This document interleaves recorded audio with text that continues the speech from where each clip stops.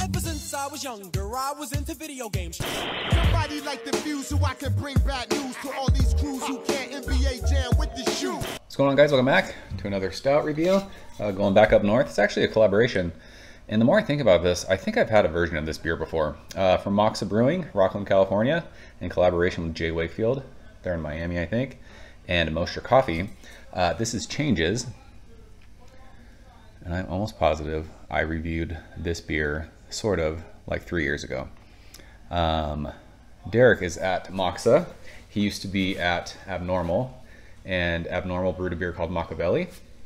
I think it's the same beer.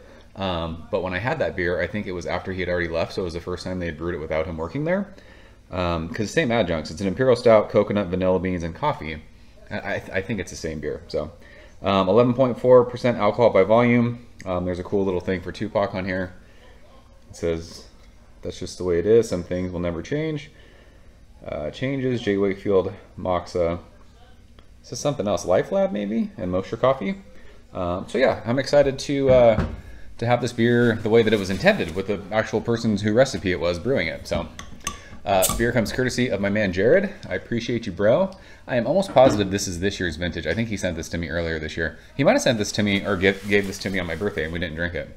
It might have been a later release than that. I don't remember. But let's get into it.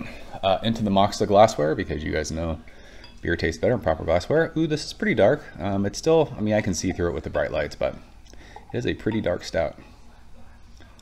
And that head is not sticking around. Brewed in bottle in Rockland, California. Look at that, head's gone. Looks like a still cup of coffee in the glass. It is pitch black. That head, it was like a tan kind of a head, but yeah, it is gone. That's got to be because of the, I'm guessing because of the coconut. I'm not sure. The last time I drank this beer, I don't remember getting much coconut out of it. I remember being super coffee forward, and I wasn't really like a fan of the coffee. Maybe I'd have to. It'll be interesting. I'll go back and watch the review after I upload this. So let's show our fat nose in it and see what it's got. Ooh, this smells like coconut vanilla. Not a lot of coffee on the nose. Tons and tons of fudgy chocolate though. Man, this smells really good. It does smell a little sweet. I think that's coming from the vanilla beans. I don't think I'd be able to pick out that it's vanilla that I'm smelling.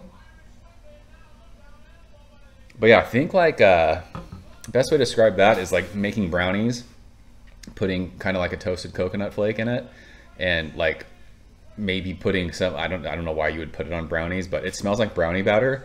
But if you were to put like vanilla kind of frosting on it, it smells sweet, but it doesn't smell over the top sweet. And it doesn't smell boozy. Maybe the sweetness that I'm smelling is alcohol, but it doesn't smell fusel, and it doesn't smell like hot. It doesn't burn your nostrils. Yeah, if I were to guess, I would say that I like the nose on this one way better than when we had Machiavelli 3 years ago. I remember that being super, super coffee forward. I like coffee beers. I kind of wish I smelled some coffee in this, but it is fudgy, coconutty vanilla goodness. It smells like, it sounds weird, but it smells like it's going to be thick. Even though when I poured it, I could see through it in the bright light.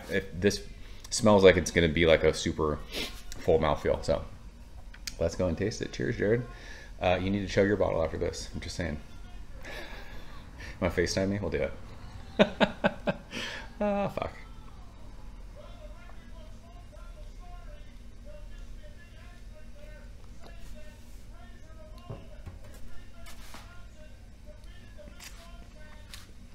Oh, that is delicious. That is really, really good.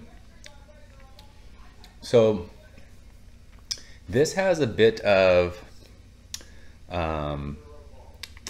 what the fuck is the word? Like a tiny bit of oxidation, it tastes like, but that could be, and I've said this with coffee beers, they can give off a weird kind of bitterness. Not acrid, but like a bitterness, that's there. But just like you're smelling, like the taste follows the nose for this one. It's fudgy chocolate, tons of coconut, and a nice sweetness on the finish. I just licked my lips and they're sweet. But yeah, there's like a, oh man, I wish I could describe that taste that's on the finish of that's just kind of lingering. It's got to be coffee bitterness. That's what it has to be. I know I said oxidation, I sometimes feel like oxidation tastes the way that intense bitterness tastes. I'm probably way off when it comes to that, but I mean, you taste what you taste, right? Your brain tells you what you're tasting. What